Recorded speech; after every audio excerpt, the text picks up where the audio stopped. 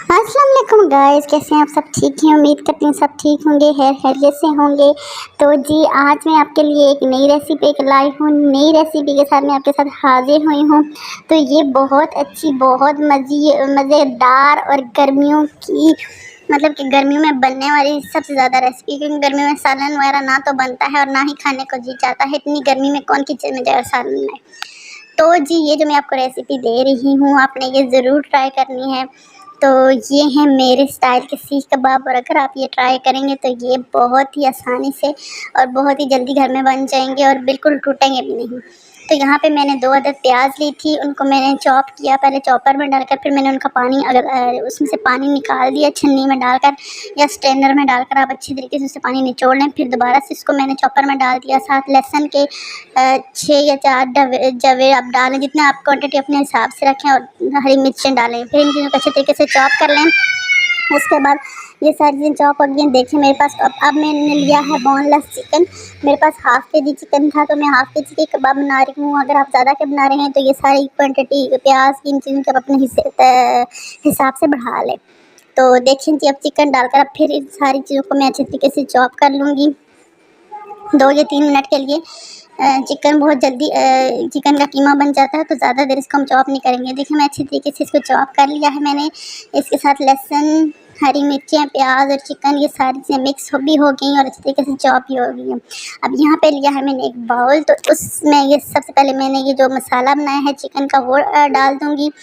उसमें अगर आप चाहें तो इसमें हरा धनिया भी डालकर मिक्स कर लें। अभी मेरे पास हरा धनिया नहीं था, तो इसलिए मैंने हरा धनिया फिर सीख कबाब में नहीं डाला। तो मैंने सिंपल चिकन, लहसुन, प्याज और हरी मिर्चें ये सारी लेकर इनका मसाला बनाया। और प्याज को पहले आपने अलग से चॉप करना है, फिर उसका पानी सारा निचोड़ लेना, फिर इन सारी चीज़ों में डालकर फिर उसको दोबारा इनके साथ मिक्स करना है। तो ये आपने लाजमी करना है। अगर प्याज का पानी अंदर होगा तो वो फिर कबाब आपके बिल्कुल टूटेंगे।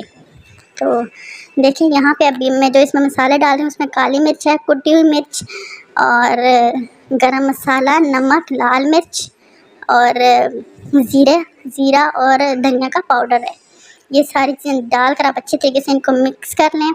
और थोड़ा सा हाफ़ टी स्पून तकरीबन मैं सौंफ का पाउडर भी डाला है। मसाले फिर से दोबारा से आपसे मैं शेयर करती हूँ, जिसमें मैंने लाल मिर्च डाली है, काली मिर्च, नमक, ज़ीरा और धनिया का पाउडर, और उसके बाद गरम मसाला मैंने डाला है, और थोड़ा सा मैंने सौंफ का पाउडर भी इसमें डाला है, और कुटी हुई मिर्चें भी आपने डालनी है, और लाल मिर्च भी आपने डालनी है, और काली मिर्च। तीनों किस्म की मिर्च आप इसमें डालेंगे तो सीख कबाब का टेस्ट बहुत आएगा, अच्छा आएगा। तो थोड़ी देर मैंने आधा घंटा रेस्ट के लिए इस मसाले को रख दिया था। उसके बाद जब आप फ्राई करने लगेंगे तो आपने हाफ़ से भी कम हाफ़ टी स्पून तकरीबन आपने इसमें बेकिंग सोडा डालना है, और 2 टेबलस्पून आपने इसमें ऑयल डालना है। अगर आपके पास घी है तो बेस्ट है, आप वो डालें, नहीं है तो आप इसमें ऑयल ही डाल दें। फिर अच्छे तरीके से इसको मिक्स कर लें इस मसाले को।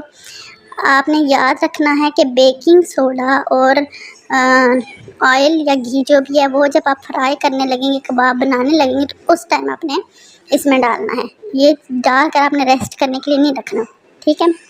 तो ये देखें फिर मैं ये सारी चीज़ें मिक्स करके तो मैं अब कबाब की शेप का बना, मेरे पास सीख नहीं थी तो ये मेरे पास चॉप स्टिक थी, तो मैं उसी की मदद से बना रही थी। अगर आप सीखों पे बना रहे हैं, वैसे तो सीख कबाब बनते हैं, लेकिन हम अभी फ्राइंग पैन में बनाएंगे तो इसका वही टेस्ट आएगा।